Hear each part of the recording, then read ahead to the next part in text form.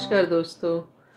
आज हम बात करेंगे डाउन सिंड्रोम। डाउन सिंड्रोम जो है ना एक जेनेटिक डिसऑर्डर है। तो आपने वैसे सुना ही होगा। बेसिकली क्या है ना, जो हमारे क्रोमोसोम्स होते हैं सेल्स में, तो क्रोमोसोम्स की आप ये कहते हैं कि एक्स्ट्रा कॉपी होती है उनमें। सो उसकी वजह से जो है ना प्रॉब्लम्स आती हैं। तो इसके बारे में जानते हैं कि ये क्या इसके टाइप्स क्या हैं, रीजंस क्या है, असेसमेंट क्या होते हैं, और आप जो है ना एज ए पेरेंट कैसे हेल्प कर सकते हैं, और स्कूल इंटरवेंशन के बारे में भी बात करेंगे। तो पहले बात करते हैं types of down syndrome.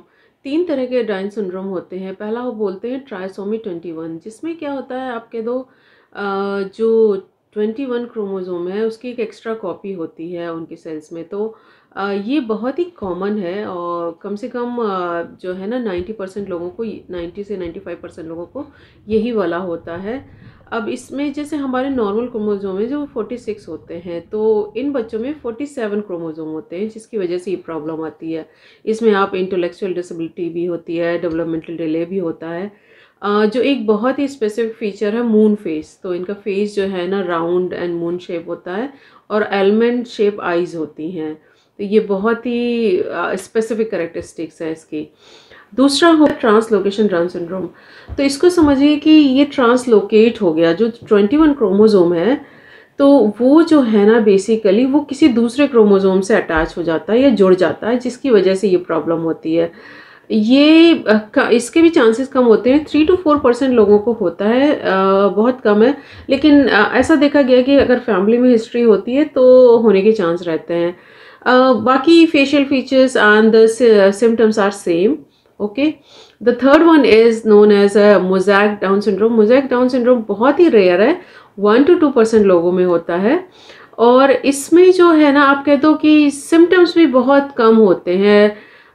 Basically इसमें क्या होता है कि कुछ तो नॉर्मल क्रोमोसोम होते हैं, लेकिन कुछ में जो है ना 21 क्रोमोसोम होता है, जिसकी वजह से ये प्रॉब्लम आती है। तो इनका इंटेलेक्चुअल डिसेबिलिटी भी कम होती है, फेशियल फीचर्स भी ज़्यादा नोटिस नहीं कर पाते हैं। तो ये वैसे भी बहुत रेयर है। असेसमेंट क्या कितने टाइप के होते हैं? तो असेसमेंट आप देखो, एक प्री नेटल स्क्रीनिंग होती है और डायग्नोस्टिक टेस्ट होते हैं। प्रेगनेंसी के दौरान जो है ना डाउन सिंड्रोम को आइडेंटिफाई करने के लिए एक ब्लड टेस्ट होता है, अल्ट्रासाउंड किया जाता है। अगर उनमें हाई रिस्क पाया जाता है तो उसके बाद जो है ना एक एडवांस लेवल का टेस्ट किया जाता है, डायग्नोस्टिक टेस्ट किया जाता है। इसको मियोसेंथेसिस कहते हैं, या सीवीएस क्रोनिक विलस सैम्पलिंग करते हैं। आई थिंक मैंने प्रेगनेंसी वाला जो टॉपिक किया था उसमें इन सब के बारे में डिटेल में बताया है। तो अगर आपको देखना है तो वो वाला आप जाके देख सकते हैं।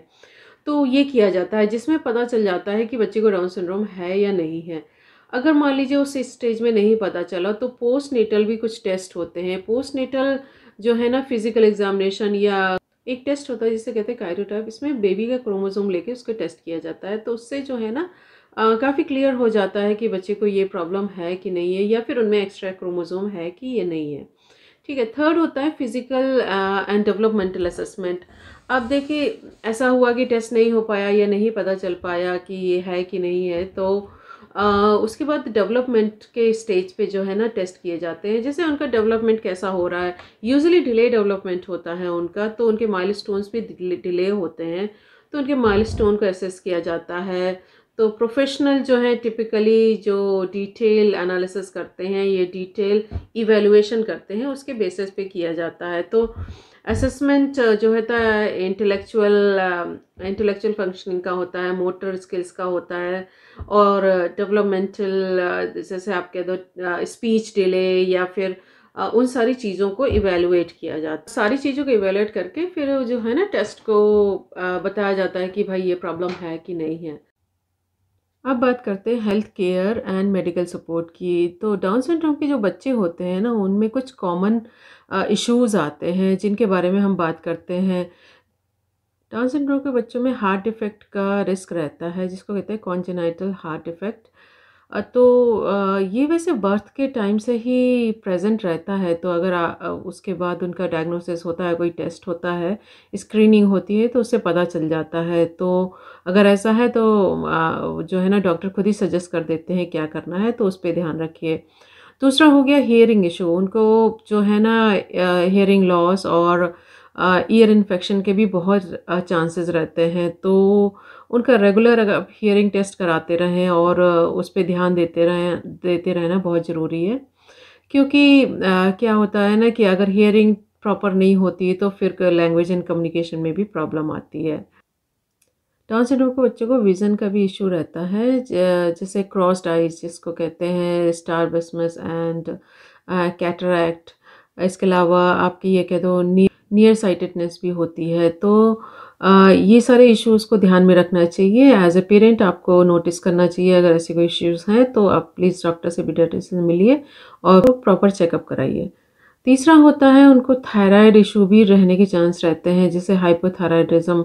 और अगर ये रहता है तो उनकी ग्रोथ एंड मेटाबॉलिज्म में बहुत असर पड़ता है। तो रेगुलर ब्लड टेस्ट कराते रहें और जो है ना स्पेशली थायराइड का टेस्ट कराते रहें तो पता चल जाएगा। अगर ऐसा है तो सही टाइम पे ट्रीटमेंट शुरू करके उसको जो है ना कंट्रोल किया जा सकता है। इसमें आप ये कह दो कि रेगुलर मेडिकल चेकअप भी ज़रूरी होता है, क्योंकि उनकी ओवरऑल ग्रोथ डेवलपमेंट से रिलेटेड जो भी चीज़ें हैं उसको चेक करने के लिए और उसको मॉनिटर करने के लिए उनका रेगुलर मेडिकल चेकअप होता रहे तो अच्छा है। तो आप इन सब चीज़ों का ध्यान रख सकते हैं, उनके हेल्थ से रिलेटेड जो भी हैं। और अपने डॉक्टर से, अपने पीडियाट्रिशियन से कंसल्ट कर सकते हैं या स्पेशलिस्ट से भी मिल सकते हैं। एज ए पेरेंट आप क्या कर सकते हैं, आपकी लिए जो गाइडलाइन है वो ये है कि आप अर्ली इंटरवेंशन, आप देखो मैं सब में बात कर रही हूँ, अर्ली इंटरवेंशन जो है ना की है। जितना जल्दी आपको पता चलता है कि बच्चे को डाउन सिंड्रोम है, उतना जल्दी आप उसको डिफरेंट थेरेपी में डाल सकते हैं। जैसे आप कह दो स्पीच थेरेपिस्ट हो गए या ऑक्यूपेशनल थेरेपिस्ट हो गए, उनके पास जाके आप जो है ना असेसमेंट करा सकते हैं और उनके लिए प्रोग्राम ले सकते हैं अगर डेवलपमेंटल डिले है या उसके जो है ना उन डेवलपमेंटल स्किल्स को इम्प्रूव कराने में और हेल्प करता है ये सारे थेरेपिस्ट। दूसरा हो गया इनकरेज इंडिपेंडेंस। तो डे टू डे एक्टिविटी में इन्वॉल्व करना चाहिए, उनको इनकरेज करना चाहिए कि वो खुद करें। इसमें क्या होता है, उनका सेल्फ कॉन्फिडेंस बूस्ट होता है और वो जो है ना लाइफ स्किल्स भी सीखते हैं। तो ये बहुत ज़रूरी है, उनको एक इनकरेज करें फर्स्ट कि वो अपने आप ट्राई करें। अगर नहीं कर पाते हैं तो डिफरेंट आप हेल्प कर सकते हैं और यह समझा सकते हैं कि कैसे करना है। पॉजिटिव रीइंफोर्समेंट मैंने सब में बोला है। इन बच्चों का जो है ना, जब वो अपने को दूसरे से कंपेयर करते हैं तो उनका सेल्फ इस्टीम काफ़ी लो हो जाता है। तो उनको पॉजिटिव रीइंफोर्समेंट देना बहुत ज़रूरी है। जब वो छोटा सा विन, उनके छोटे छोटे विन और जो भी वो अचीव करते हैं उसको प्लीज़ प्रेज़ करिए और उनको मोटिवेट करिए कि वो और अच्छा कर सकें। और same like in other disability, यहाँ पे भी आपको पेशेंटली काम करना है और उनको अंडरस्टैंड करने की कोशिश करनी है। तो एक बारी आप एक्सेप्ट कर लेंगे और आपको पता चल जाएगा कि भाई हमें अपने बच्चे को कैसे एजुकेट करना है या कैसे उसकी हेल्प करनी है, तो बहुत चीज़ों में हेल्प मिल जाती है। क्योंकि ये जो जितने भी डिसेबिलिटी हैं, ये आप ये नहीं कह सकते ये डिजीज़ेस नहीं है कि आपने दवा खाई और ठीक हो गया। इस सब का जो है ना मैनेजमेंट है और जो है ना थेरेपी है। तो थेरेपी चाहे आप घर पे दें चाहे प्रोफेशनल के पास जाएं, तो उससे उनका क्या ना, आप उनकी लाइफ को इजी बना रहे हैं, उनको चीज़ों को अंडरस्टैंड करना इजी बना रहे हैं, उनकी एजुकेशन अच्छे से हो जाए उसमें हेल्प कर रहे हैं। तो ये मत सोच के चलिए कि आप अगर किसी स्पेशलिस्ट के पास जा रहे हैं तो वो कुछ ऐसी दवा दे देगा और बच्चा बिल्कुल ठीक हो जाएगा। ये पूरा ही दिमाग से निकाल दीजिए, क्योंकि इस सारी ही डिसेबिलिटी में मैनेजमेंट है। तो आपको मैनेज करनी है चीज़ें और बच्चों को भी चीज़ें मैनेज करना सिखाना है। क्योंकि कई बार देखा ना, पेरेंट्स जो है ना इनको कहते हैं मेरा बच्चा बीमार है, ये हो गया। अरे बीमार नहीं है, बीमार नहीं बोलते हैं उसको, ये डिसऑर्डर्स हैं। डिसऑर्डर डिजीज़ नहीं है, जैसा अभी बोला मैंने, डिजीज़ नहीं है। ये कोई दवा दे के ठीक नहीं होगा, इसमें आपको काम करना ही पड़ेगा। अगर आप ये सोचे अरे मेरे पास टाइम नहीं है, मैं फुल टाइम काम करते, तो ये और जो भी एक्सप्लेनेशन दें, बच्चे को आपकी ज़रूरत है और आपको ही करना होगा। इस बात का आपको ध्यान रखना है, ठीक है। तो इसी कंटिन्यूएशन में आप कह दो उनका एक स्ट्रक्चर क्रिएट करना और प्रिडिक्टेबल स्ट्रक्चर। सभी जो डिसेबल बच्चे हैं उनके लिए प्रिडिक्टेबल जो है ना टाइम टेबल या predictable routine is very important.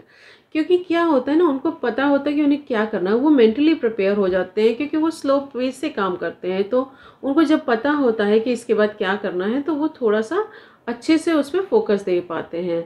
और जो एक बड़ी चीज़ आपको ध्यान रखनी है वो कि focus on their strength not their weakness. तो कई बार क्या होता है, हम वीकनेस पे ही फोकस करते रहते हैं और उनको वही इम्प्रूव कराने की कोशिश करते हैं। जब वो उनकी वीकनेस है तो आप उस पर क्यों काम कर रहे हैं? आप उनकी स्ट्रेंथ पे काम करिए कि जिसमें वो बहुत अच्छे हैं ना, उस पे काम करिए, उसमें उनकी हेल्प करिए ताकि वो उसी चीज़ में इन्हांस कर सकें और बहुत अच्छे लेवल तक उसको अचीव कर सके। सारे बच्चे जो है ना यूनिक है और उन सभी की एक स्पेशल एबिलिटीज़ हैं। तो स्पेशल एबिलिटी को पहचान कर उसको एम्पावर करना बहुत ज़रूरी है। दूसरा आप क्या कर सकते हैं कि आप जो है ना, जो ऐसे सपोर्ट ग्रुप हैं, इस तरह के जो डाउन सिंड्रोम के पेरेंटिंग ग्रुप हैं, आपको तो ना सोशल मीडिया पे भी बहुत सारे मिल जाएंगे, या फिर वैसे भी अगर लोकल एरिया में भी कोई है तो उनको ज्वाइन करिए, उनसे मिलिए, उनसे पूछिए कि वो कैसे कर रहे हैं, क्या कर रहे हैं, किस चीज़ से हेल्प मिल रही है और वो क्या टेक्निक यूज़ कर रहे हैं, तो इससे आपको भी हेल्प मिलेगा। दूसरा ये है कि सोशल जो है ना इंटरेक्शन को भी इम्प्रूव कराना है। तो अम, बच्चे क्योंकि may be because of their issues जो है ना, थोड़ा सेल्फ स्टीम लो होता है, वो थोड़ा हेजिटेट करते हैं सोशल इंटरेक्शन में किसी के साथ। तो आप जो है ना ग्रुप एक्टिविटीज़ में उनको डालिए, जहाँ छोटे ग्रुप हो, जहाँ पे वो कुछ सीख सकें दूसरे बच्चों के साथ। तो ग्रुप एक्टिविटीज़ जो है ना उनको बहुत हेल्प करती हैं और उनका जो है ना मोरल आप ये कह दो या सेल्फ स्टीम बहुत बूस्ट होता है। एक बार कॉन्फिडेंस आ जाता है तो इंडिपेंडेंटली भी वो अपने काम कर सकते हैं। तो इस बात का, तो अब बात करते हैं स्कूल इंटरवेंशन की। तो स्कूल इंटरवेंशन में जो है ना आईईपी, इंडिविजुअलाइज एजुकेशनल प्रोग्राम जो है ना इम्पोर्टेंट है।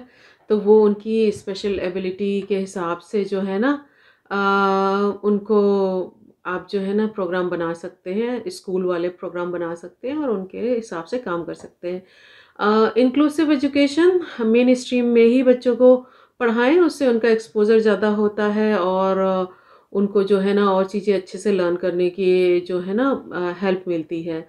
अ, उसमें क्या कर सकते हैं, आप एक स्पेशल क्लास अरेंज कर सकते हैं, जैसा पीछे की मैं वीडियो में बताया कि भाई उनको ड्यूरिंग द वन डे आपके जो भी क्लास होते हैं उनको एक ऐसा क्लास जहाँ पे वो जाके कुछ भी उनको प्रॉब्लम है वो स्पेशल टीचर से समझ सकें, उसको और अच्छे से करने के लिए कर सकें।